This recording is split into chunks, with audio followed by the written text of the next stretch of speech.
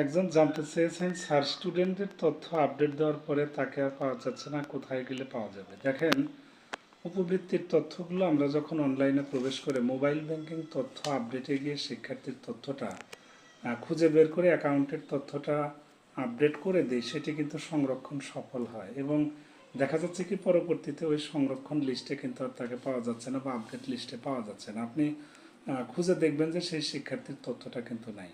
অনেকেই আসলে জানতে চান যে আসলে কোথায় যায়। আসলে উপবৃত্তির সফটওয়্যারই কিন্তু সেগুলো থাকে, সেগুলো হিডেন অবস্থায় থাকে, সেগুলো রিপোর্ট অপশনে কিন্তু চলে যায়। তবে এই মুহূর্তে আপনি রিপোর্ট অপশনে সেগুলো পাবেন না। আপাতত ওই অপশনটি হাইড বা নিষ্ক্রিয় করে দেওয়া আছে।